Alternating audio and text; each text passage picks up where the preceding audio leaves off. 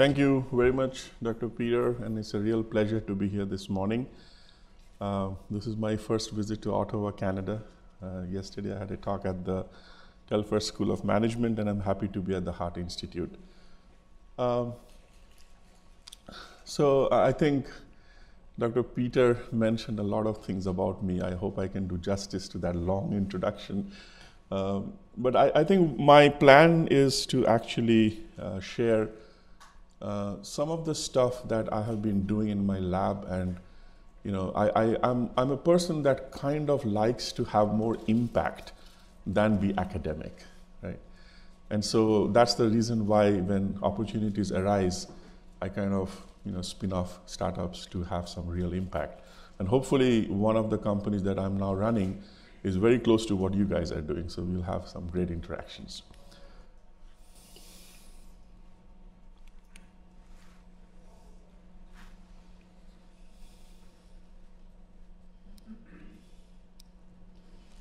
Okay. Can you just use old tag of this was working. It was working. We tested it, right? No, it's a new one, so I just okay. And the green light. Should we just plug that in?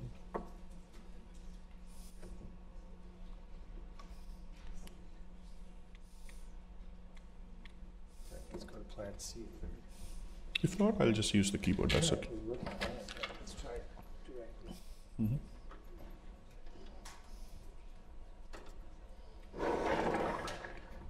otherwise use the keyboard. Yes, somehow it's not working anymore. That's okay. I'll use the keyboard. Actually, nothing's working.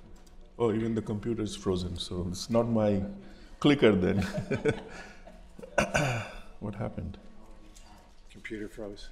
Computer froze? We're good now. Okay.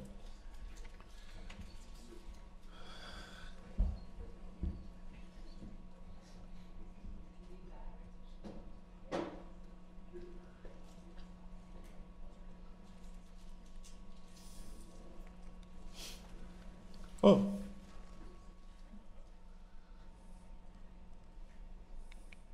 It seems to be working now, right? Okay, perfect. So, sorry about the technical glitch, it always happens. Yeah.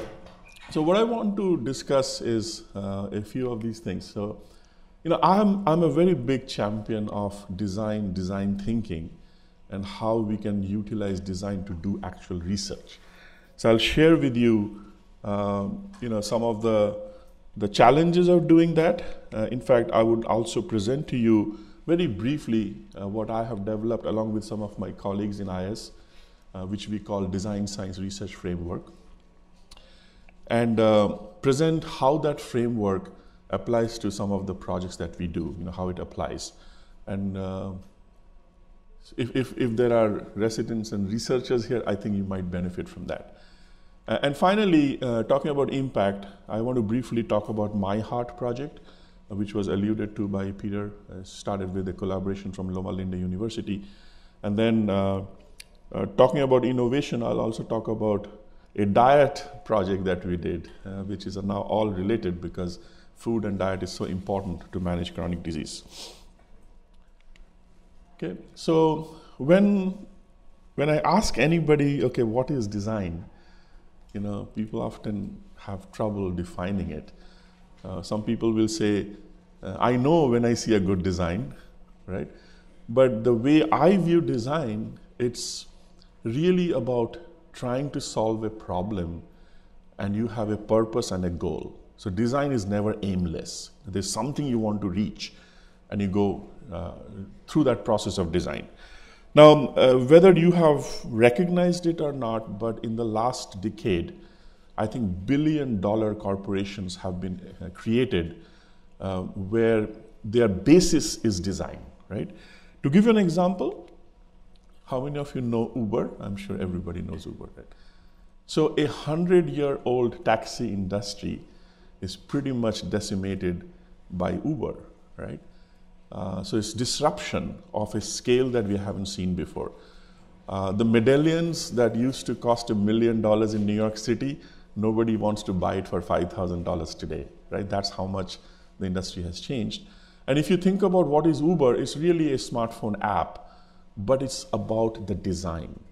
There was a goal in mind to make it convenient for us to order transportation, and it has been beautifully designed. Another example, I don't know if Canada had Blockbuster Video. It had, right? How many of you remember those, right? I would invariably be always late turning in my DVD, and they would charge me extra money. I would argue. Gone are the days. That was disrupted. That business is gone by a streaming service called Netflix. So with Uber, with Netflix, why is this disruption happening? It is happening because these companies have figured out that if I can make a good designed artifact which will provide value to the users, will make your user experience really good, consumers and users will stay. I mean, that is the basis by which we are having all these large corporations, right? So design, first and foremost, to me, is always about humans.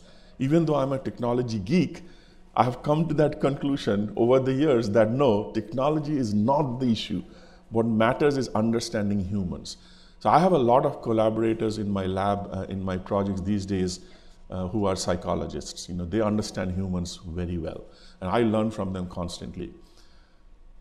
Design is about the user experience. If the interface and the experience is not good, people will not stay. We do not have the patience today. If something is clumsy, we move on to the next solution that is available. And then, Mark Wiener, one of the leading thinkers in Silicon Valley in the early 90s, had mentioned that one day we would be at a time when technology would seem like magic. And I think the day is already arrived. Whatever technology is doing around us seems more like magic than anything. But I think the key thing that I would convey here is that design is about providing utility, and design is always about value. If we keep that in mind, whether that is healthcare, whether that is something else, we can come up with good solutions. So with that in mind, the way we have used design and as a science is really, I kind of like to call it addressing wicked problems. And wicked problems are those that are complex, doesn't have a good solution, and it's always inter and multidisciplinary. There are too many things happening. So if you look at health and well-being, the area that you all are in, these are not easy problems actually. There's a multifaceted problem. What's going on in the person's life, why they have the disease, and so on. If you look at sustainability issues, if you look at global poverty, if you look at homelessness, these are challenging problems. Now, sometimes back, IDEO Labs, which is a spin-off from Stanford, started promoting what is called design thinking. And if you're not familiar with design thinking, it's a process to solve such kind of wicked problems. And basically, the first step is empathize. Put yourself into the person's shoes. So if you are a patient, then think about what the patient is going through, right? Or if you're designing a product for a consumer, how and what would that consumer do? And once you have empathized, you have a better understanding of that, then you start to define a problem. And I deal with a lot of doctoral students, and I always tell them, a problem well stated is half solved. It's a very interesting thing to think about. And new PhD students often fail to describe what problem they're working on. They invariably will start with the solutions. Like if I ask them, so what are you working on? Oh, I'm going to do a machine learning this. Like that is not the problem you're looking at. Then you ideate, this is the brainstorming part, and then you prototype. And in academia, we would like to show proof of concept. And then finally you test and evaluate. And of course, this is highly iterative process. You go back and forth. But many, many good products, many, many good services, many technologies have been developed utilizing this approach. So taking the IDEO Labs design thinking, one of my challenge was in academia, of course, when you publish in leading journals and conferences, the question always comes up, is this just trial and error or is there a science behind it? So in order to develop a slightly more scientific framework,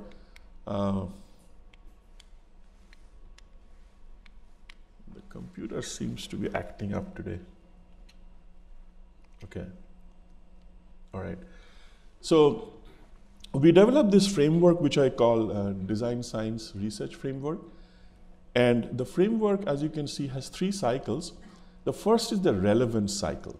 This is referencing to the genesis of the problem. Where do we get this problem from?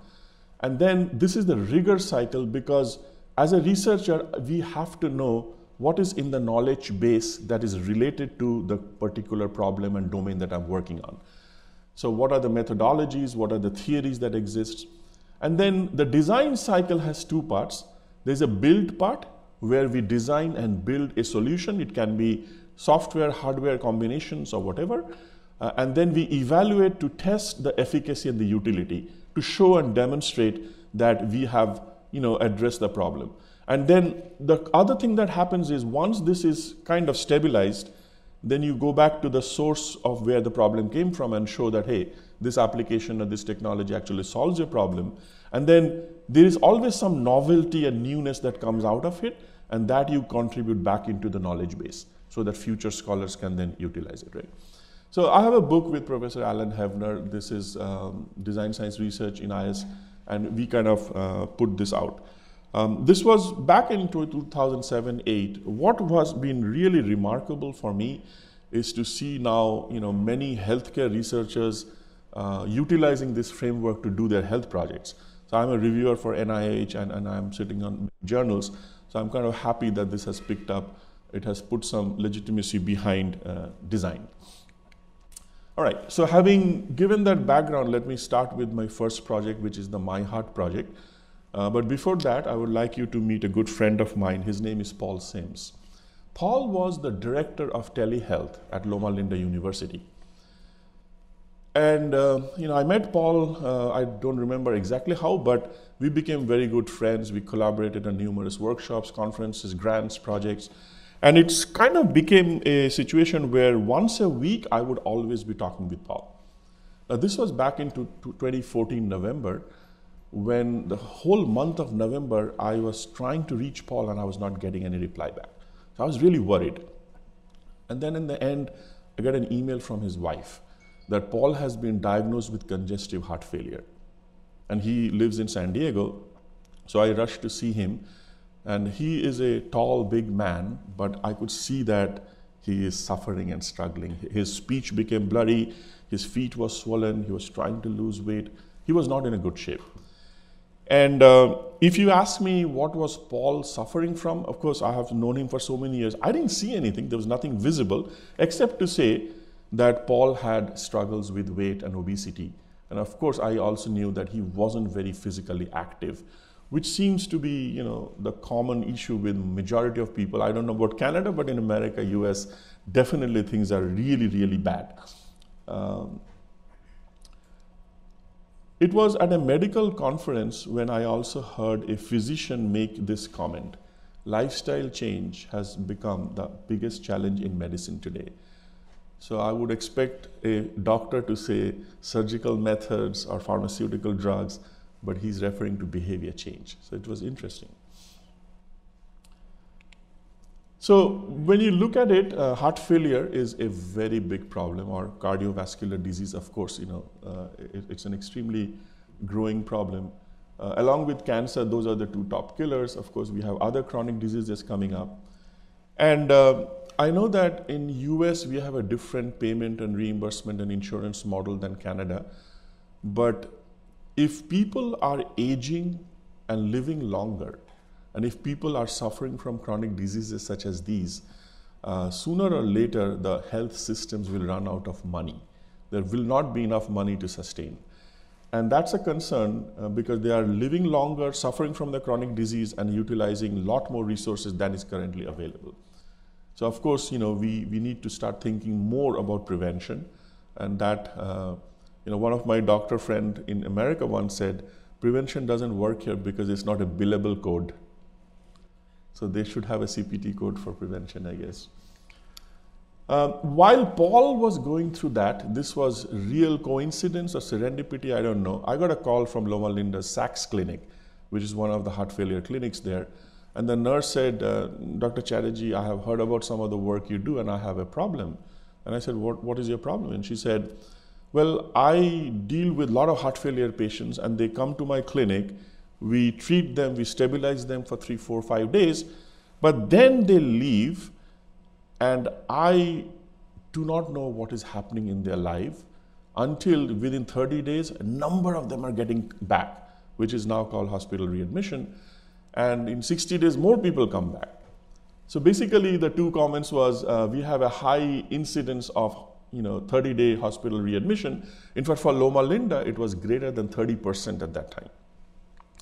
And she also said, we have no view into their lives until they come back. I don't know what they're doing. So whatever they're asked to do self-management, they're not doing. And I was surprised to find that she was a nurse, but she was maintaining an Excel spreadsheet. And she had color-coded those who came back in 30 days, and another color code for those who came back in 60 days, and so on. So anyway, so my graduate students and I started collaborating with her on a potential solution. And obviously, I've done a lot of telemedicine work. So it kind of, when I see no view into the lives, that's a remote monitoring issue. We can always bring the information to the caregivers. So as I delved into the problem, and I guess I don't have to say much about this here in this audience, but heart failure is a problem, and more people are getting diagnosed and suffering from that. When you look at the entire cardiovascular disease in US, it's about a $316 billion problem. CHF, or heart failure, is about a $40 billion problem. And then, we had the now famous or infamous Affordable Care Act, sometimes called Obamacare. One of the things that happened there was a shift from pay for office visit model to pay for outcome and pay for performance. And along with that, hospitals were getting penalized. So Loma Linda actually had about $1.4 million penalty because of the high readmission rates. But across the country, if you look at 30-day readmission, 60-day readmission, things were not good, and average is at 25%. The other thing we noticed from the nurse who said that many of their heart failure patients were also diabetic. So there is disease comorbidity in these patients, right? And I'm sure you see the same things here. So what is a patient supposed to do? What is Paul supposed to do when he's suffering from heart failure? So these are what the domain experts told us. So basically, you have they're supposed to measure their convey daily chest and heart symptoms. That's very, very important, whatever complaints they might have. They have to monitor their blood pressure and heart rate on a daily basis. They, of course, have to take their medication, reduce sodium intake in their diet. That's highly recommended. Kind of do moderate physical activity. I believe heart failure patients cannot be very active. And then the weight change, I think you guys know this, I didn't know. But if someone who is not a heart failure patient can have a 24-hour delta weight change of 1 to 2 pounds, that's you eat a heavy meal. But if somebody has heart failure, then that could signify accumulation of water in the heart. So it's a very critical data to monitor in that sense. And then, of course, if they have diabetes, then they have to measure their blood glucose, right? So these kind of seem to be very simple for someone to do, but majority of the patients don't do that. And I don't know if Canada is very different, but is that the same experience, that people have trouble or they are not able to manage themselves well?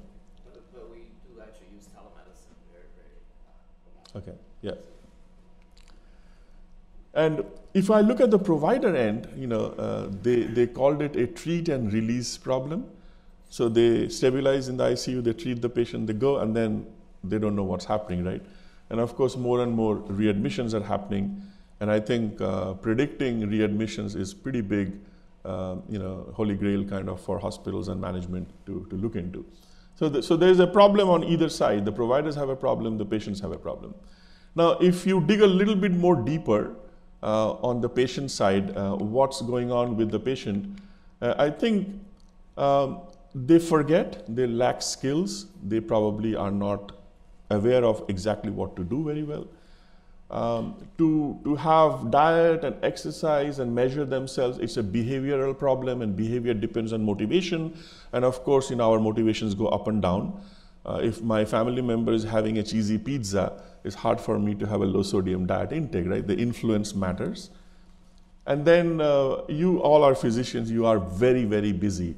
So in that 7 to 15-minute interaction, there may or may not be enough time for you to convey all the recommended self-management.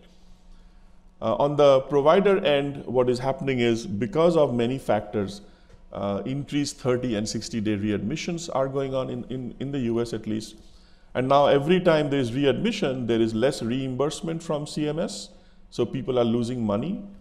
And of course, your penalty, the yearly penalty can be hefty, and star ratings can be dinged. So it's a problem on either side of the scale. So what we did after having better understood the problem, the empathy, talking to people and so on, defining it, so we chose to develop something called an assistive technology, a solution where we provided them Bluetooth devices. We built a special app called My Heart, and then kind of deployed that to connect the patient's information to the caregiver. And as we deployed this, as more and more home data is coming in, it becomes very valuable data to develop machine learning and AI algorithms to do predictive analytics. So that was the follow-up step after we started deploying the first project. Now, going back to my reference framework, we have to delve into the theory part to make sure what we are building.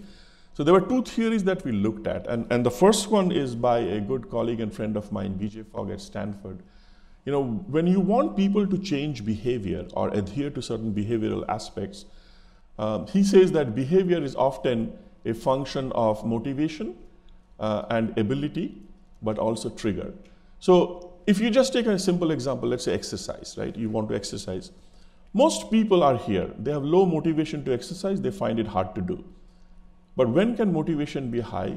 If something you are doing is more pleasurable than painful, if it is more hopeful than fear, if what you do is accepted by your community and support groups.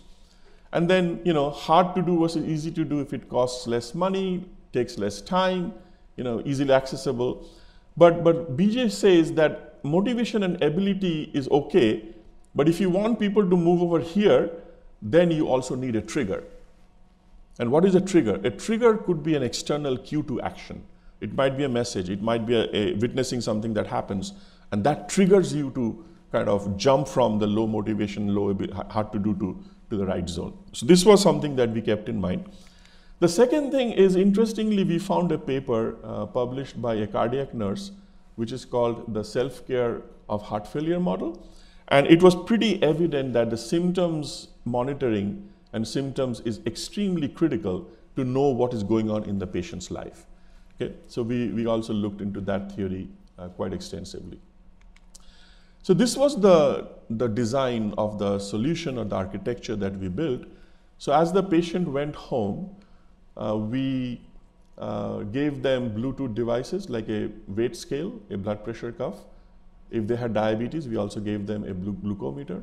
And we designed this My Heart app, which I'll show you, and it runs on then Android and now iOS also. Now all the Bluetooth data from the home, we would collect this. So we built this. There's a lot of engineering that have been done. We call this BioLink. It's a simple way to collect all the data, and then it's uploaded into the cloud or into a server. And then for the physicians, we created a dashboard where we provide all the data, but we also color-coded it based on risk analysis. Which patient might have a high risk of coming back in order to prevent hospital readmission. And if somebody is high risk, then for those patients, there would be an alert that would go to the nurse, caregiver, or the clinician. And the alert could be a texting message, or it could be an email. So we developed this, and the app was simple. So the homepage would have all these measurements of your last measurements, and you can start to take a new measurement. We expect them to do this once a day, anytime, it's fine. We provided the symptoms part because we knew that that was important. And the nurse said, American Heart Association has some recommendations. So is your feet more swollen than usual on a scale of 1 through 10? Are you experiencing more chest pain than usual? Is there shortness of breath? Are you waking up at night? So those questions can tell the nurse a lot about what's going on. And then finally, on the medication side, it was challenging because patients have a number of different medications, so we could not ask, what are you doing? But we said, okay, maybe one question that would be like a reminder and a nudge. Are you taking your medication? Yes and no. And this is very simple. You tap and give us the score. The app also had a message and an alert level. So basically, motivational messages were sent. If people forgot to measure their blood pressure, we would remind them, don't forget to measure your blood pressure. If they forgot to measure their weight, we would remind them, and so on. So the dashboard is also intuitive and simple. We provide all the relevant information, including symptoms, the measurements of the vitals, the patient's information. But at the very first column, we actually have an overall risk profile. Red indicates there's a high risk that this patient might be coming back into the hospital, right? Green means those are good. Orange means somewhere in between. Now, one thing that you might note is that there are some missing data, which means that in spite of having an assistive technology and giving them reminder, sometimes they will not provide the data, they will miss measuring something. And that eventually led us to develop another piece of theoretical model on how to empower a patient to actually engage themselves a lot more. But I'll leave that for another discussion. So the rules that were guiding the risk analysis was given to us by the cardiac team from Loma Linda. You may or may not agree to these ranges, but I think this is kind of standard. There is some recommendations from the Heart Association also, but the chief cardiac nurse actually said, I'm practicing for 32 years, don't believe them, I'll tell you what the rules are. So this was a little bit more about her experience built into how we were coding it. The results and charts were all available at the dashboard for the physicians as well as the patient. And it's interesting to mention this. So if you look at one of the columns, you see this chat feature here. This wasn't there before. But what happened was we were presenting this at a poster in American Heart Association meeting. And a cardiac rehab person from Toronto came. And he said, I'm really interested in this because I have about 400 cardiac patients and more than half of them live 100, 200 miles away. So they just can't come to me. So if I can monitor this. And he kind of suggested, so when there's a high risk alert, what happens? What does the nurse do? I said, the nurse would pick up the phone and make a phone call to figure out what's happening. And he said, but the moment you do that, don't you get out of the system? I said, yes. So he said, if Obamacare is about pay for outcome, pay for performance, you want everything to happen in the system. So we included the chat feature, and this is just to show a demo. So every communication between the nurse and the patient is timed and date stamped. So we now know who did what to whom when. So the annotation is built into the system. So this was a suggestion that came out from that cardiac rehab person in Toronto. So we did a trial. Initially, we recruited 10 patients, only 8 was there. This was a pilot trial just to demonstrate how it works. Senior citizens, age group was 50 to 79, and we had a team of people assisting us. So the results were surprising but interesting. So not one patient was readmitted in a 6-month pilot trial, except for one who had the flu and had a low heart rate, had to be brought into the ER and was stabilized and sent back home. And I also learned that that is called guided admission, and it is not considered hospital readmission. Okay. The system and the application, both dashboard and the app, was fairly good usable. And believe me, this was built by my students, so they are not the world-class programmers or designers. And we ran a Minnesota Quality of Life Index on these patients, and about 50% of them actually showed significant improvement in quality of life. So this was interesting. And at this point, the Loma Linda team came back and said, we are convinced this is like the future of heart failure care, so we would like to now do a 200-patient clinical trial. And I said, that's interesting. And I've been an entrepreneur, as you heard before. The moment I hear something like that, I kind of think about, okay, here is a technology that we have developed, but somebody has a demand for it. So it shouldn't be a research project anymore. Maybe better to spin off a company, and kind of that's what happened after that. We had a follow-up from the patients who used our system, and they were actually quite happy with it. I mean, one common conception is that old people have difficulty with phones and tablets. We did not have that issue. People were quite okay using smartphones and tablets for the app. People would say that I could monitor accumulation of fluid because I'm looking at my weight changes. Then during the trial was also the July 4th holiday, and one of the patients said, I could see that I'm eating too much and I have to control my diet again.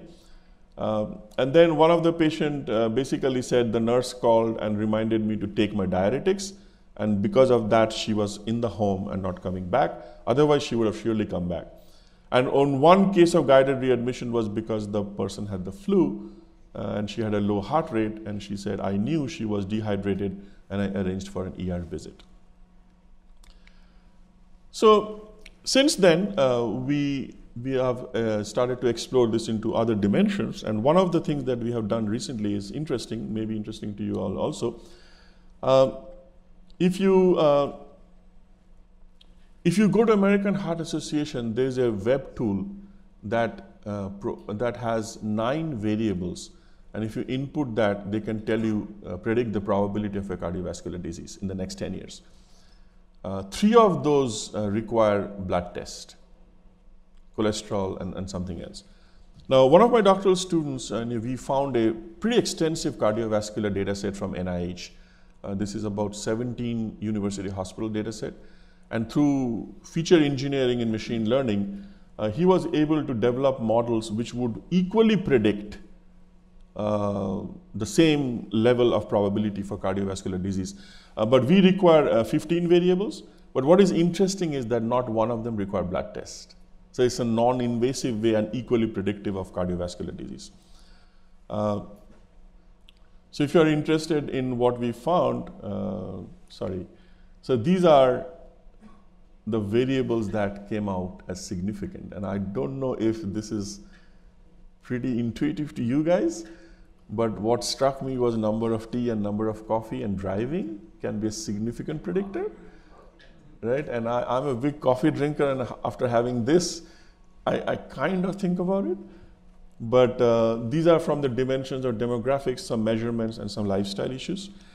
And so this was interesting to us. And now, and the other good thing is that many of these things can be obtained from the home. So if I have a home monitoring system, I can begin to utilize the data to make predictions. So we are kind of getting into more machine learning stuff. So we are predicting likelihood of 30-day readmission. We can now predict episodic events of chest pain within 24 hours maybe. If we can predict if a patient comes to the hospital, how many days of bed he will occupy. Those are the different kinds of things that we can now start to make predictions on. So how do I put all this thing into the design science research framework? This is an example of that.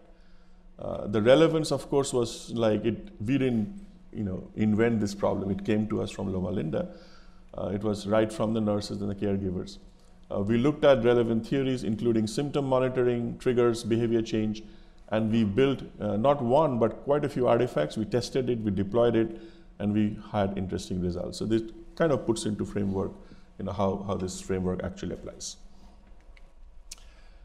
So I want to move on to a second innovation project very quickly, and this is about diet. Now, of course, I don't have to tell anything here to this audience, but diet and food is a major cause of obesity and all the chronic diseases we suffer from. Diabetes is very, very big in the US, getting bigger every day. Global prevalence is high, and it's like the silent killer. And World Health Organization kind of said 50% of the deaths in the next 10, 20 years would be diabetics. So what do we do with diet? Well, there have been technologies role in diet management. You may have used calorie counters and Kings and whatever apps are out there. So there is diet recall, there is food records, journaling, menu planning, self-management, and many, many other things. But I think most people try it, give up. It's not very helpful. And one thing I can for certain say that calorie counting is dead. It's just hard, portion size, who remembers all this calorie? So how do you innovate in this space, right?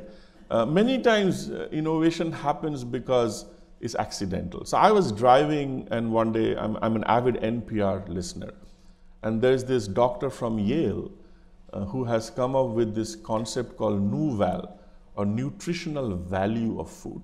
And it's a very simple scoring system. And when I heard that, I felt instead of looking at calorie counting, maybe looking at the nutritional aspect of food and diet might be more interesting.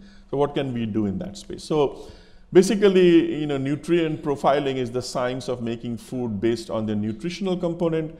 You have macronutrients and you have micronutrients. And if you can have that knowledge, it can be very beneficial. So we started a project with one of my doctoral students. Now here is the NuVal database that doctor from Yale has actually created, and I think his name is Dr. David Katz. Is NuVal familiar to all of you? Okay. So it's a number between 1 and 100. So clearly, there's a reason why people say eat broccoli. It's very, very nutrient. Kale is 99, Spanish is 99, skim milk is 91, corn is 26, chicken broth. So it's a number that on a scale of 1 through 100, high being very, very nutrient, right?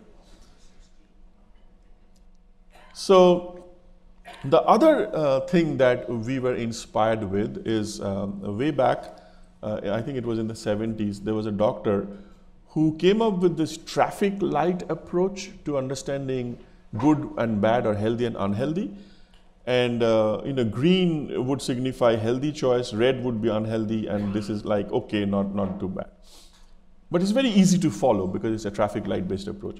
So how do I put this into the framework again? This is very similar. We are now looking at a diet problem, which is a very big problem, and we are looking at the work that has been done. We're tapping into the knowledge base of NuVal, and we have built 2 artifacts, actually a nutritional app, which we called Easy Nutrition.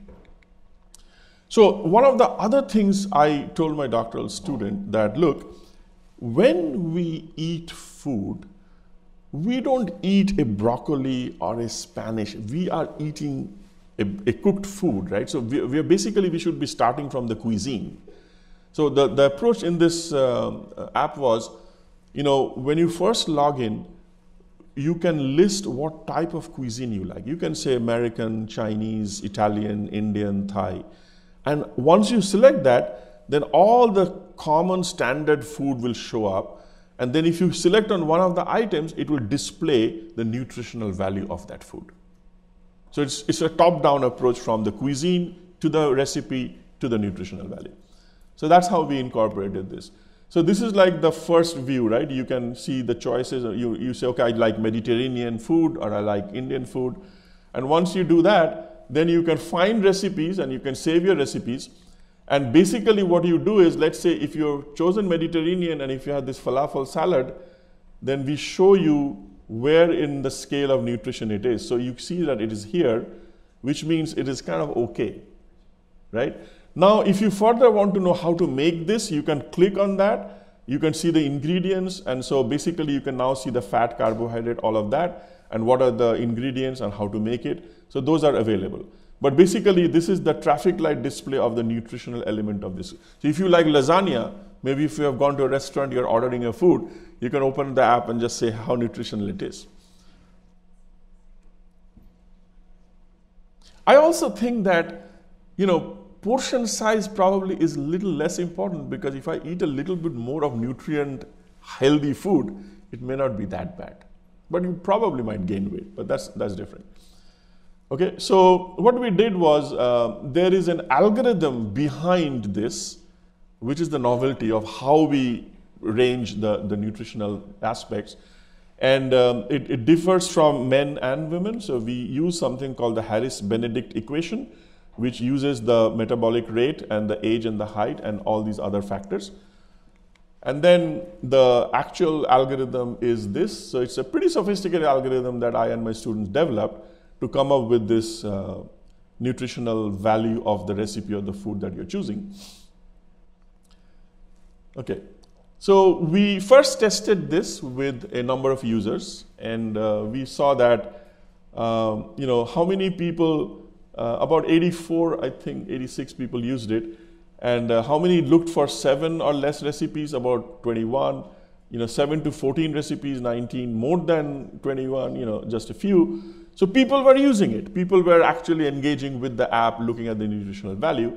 We also asked them about the different aspects of usability, so measuring all these different things, and across the board, the app had a higher score than corresponding benchmarks, right? And we then further looked at user satisfaction and the ability to customize this app, and also we looked at, in terms of nutritional needs, how easy is this app to use, and we got fairly interesting results. So at this point, we said, okay, let's take this to a diabetic population and deploy this and see if it helps in lowering hemoglobin A1C. So the next step was we, again, teamed up with a diabetic clinic. This is also part of Loma Linda. I have a lot of collaborators there. And they have regular classes. They have a dietitian who comes in and talks about these things. So we approached her. What was rather interesting is the dietitian's last name, believe it or not, is Nouvel. Like Gigi Nouvel. I mean, that was not planned. But she really loved the idea of nutritional value. So we wanted to do a little bit of a random control experiment and started with 28 patients, 7 dropped out, we had 21. So 10 of those patients were given our Easy Nutrition app for about 90 days to use. And the other in the control group, 11, were not given the app, just regular information, what they want. And we had a dietary habit survey. So we conducted a pre and a post after the 90 days. So this is just that single group. And we did see, as you can see here, this is the pre-dietary value, okay? And this is the post-dietary value. And if you look at the intervention group, 24, and this was 23. And then the hemoglobin A1C for pre and post between the two groups was compared. And it was significant for the intervention group, the drop in hemoglobin A1C at a p-value of 0.05, I believe. So this is one of the applications of a diet app on a diabetic patients that we found some interesting results. How engaged were the users? They were kind of doing a lot of stuff. They were meal planning, they were finding recipes, they were looking at detailed screens about nutritional value and which one to eat and which one not to eat. So that was across the board between these users. So as a conclusion, what I have hopefully conveyed today is I presented a design science research framework where there's a problem and we solved that through the process of design and iteration. And I applied that to 2 examples of healthcare. One is cardiac and one is diet. And with the emerging technologies, we believe that more and more such innovation is going to happen, especially AI and machine learning is going to disrupt, and hospitals and clinics and the caregiving paradigms will significantly change. And I really believe innovation requires luck, persistence, and trial and error, and hopefully we are ready. But I'm not done because I want to spend the last few minutes, and how am I doing on time? Okay? Yeah.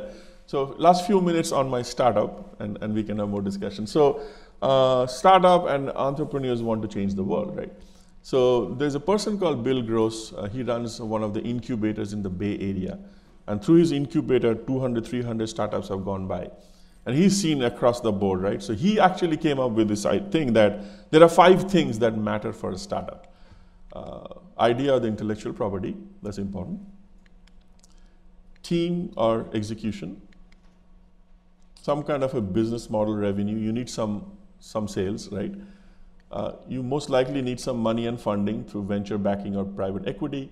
and then timing. You don't want to be too early, just right, and too late. So these are the 5 basic things that matter for a startup to succeed. If I want to ask you, which one of this is the most important? Any guess? Timing. If somebody said timing, that's true. So there are numerous companies that had excellent ideas, excellent management team. They had lots of millions of dollars funding, still went out of business. Because over the years, what Bill Gross found is that this really matters. If you're too early, there is no market created. Very few people can create a market. If you are late, then the 800-pound gorillas will kill you, Microsoft's, Amazons of the world. So you have to be just right. And the reason I bring this up is because I have a startup in this space, in the healthcare space, addressing chronic disease management. And I kind of feel, maybe I'm wrong, I kind of feel that timing is good because people are aging, baby boomers are retiring, and they're suffering from chronic disease, and this is going to continue for a while. So the DCL Health is the name of the startup that I have, Dr. Chatterjee's Laboratories. I called it laboratories because I have so many things going on in my lab that it's not a one product company. There are many, many things that will happen. You can check it out, dclhealth.com. So the way we are, one of the early market that we are trying to get is heart failure, congestive heart failure based out of the project. And it's so different in the US than in Canada because the payers are all up there. So our market strategy is to convince the insurance company to pay for it. Because anytime you bring a new technology, so what we provide is a set of devices that you saw, and we charge a one-time fee for that. And then there's a monthly subscription for the remote monitoring, right? Now, one of the other things we noticed or we found out is that when you talk to hospitals in the US, they say after 4 or 5 days, not everybody goes home. We send them to something called skilled nursing facility. And I started looking into that, and I found that they get reimbursed by CMS for 100 days. The first 20 days, they fully are reimbursed, but the remaining 80 days, the patients pay out of pocket $161 a day. Now, after 100 days, many patients are not well, but they are forced to go home because there's no money to be made by skilled nursing facility. So we are approaching them and saying, hey, before you send them home, equip them with our monitoring, and you have the dashboard, and because many people come back, now this is called a nursing home readmission, and it dings their star rating if more and more people are coming back. So it's another place that we are trying to work.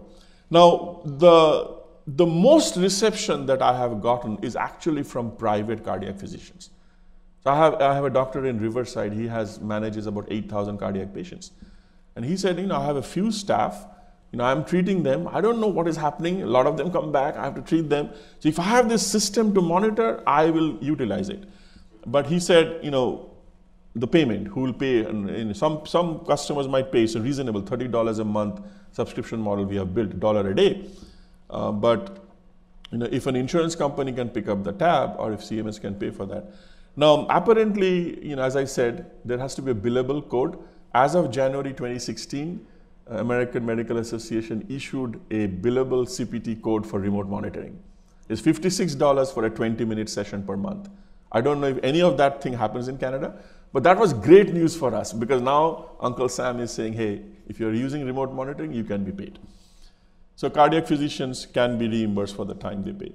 So this is some of the strategies we are working on. This is my customer pipeline. We have a client down in San Diego, Multicultural Health. They initially said, let's enroll 100 patients and see how it works. They didn't pay us. We just said, okay, let's try it out. And it was working for them. They came back and said, now we are going to give you 3,000 patients over the next 3 years. Now, I'm a small startup. I'm not even ready to handle 3,000 patients, right? So right now I'm talking with venture capitalists to raise more money. I have an appointment for the last 3 years with USC, and USC has an excellent medical school, as you know, Keck School of Medicine. So we are in talks with them to kind of launch a clinical trial there. And it's interesting that even though I am a faculty at USC, I am treated as a vendor. And I have to go through bureaucracies of paperwork before I can even present and pitch this technology. This is one of the doctors who is a big champion of what we are doing. One of the good things is that he is trying to convince Inland Empire Health Plan and Blue Cross two large insurance companies to kind of adopt these type of technologies. Now, there is a market that we feel is ripe for access. We haven't done much on it, but I call them the retail customer. This is an individual who is a baby boomer, retired, just wants to monitor themselves. Just like you have ADT security in the home, you want a monitoring system in the home. And when I talk about this to many of my friends, they all tell me that, Samir, my parents are in New York, I'm in California, I don't know what's happening with them. I would love to know. And maybe, we can monitor them for prevention, health, well-being, fall, and so on. So the places where we are, there are companies in this space. I'm not the first company at all. But the way we are working on differentiation is there's a lot of tailoring and customization that needs to be done because no one patient is the same. And my work in persuasive technology is helping that. We are looking at how the messages align with the goal of the patient. The more it aligns with the goal, the more the engagement they are. And some of these kind of messages will be displayed. We are a very data-driven company, and I believe that behavior informatics is going to be a field that is going to emerge in the next several years. I don't know how many of you have heard of ACE, but Adverse Childhood Experience. Now, this is a remarkable work that was done by Dr. Vincent Filletti. He was with Kaiser in San Diego. And there are 10 adverse experiences a child may go through: divorce of parents, incarceration, murder, violent killing, whatever. And if anyone has 4 or more, then their brains are wired completely differently and you do not respond to normal treatment. And I was shown a video where there's an African-American lady, she's 350 pounds, highly diabetic, and if she does not lose weight, she's going to die. But because she was raped as a child and she had other adverse experiences, she thinks that being big is a way to keep people away. They will not mess with me. So her brain is wired to act very differently, right? So how do you now figure out what are the ACE cases that somebody may have? In terms of interfacing, we are actually trying out using Alexa to interact with the symptoms and the other questions. So those are still ongoing. And this is my presentation. So thank you very much for your time, questions.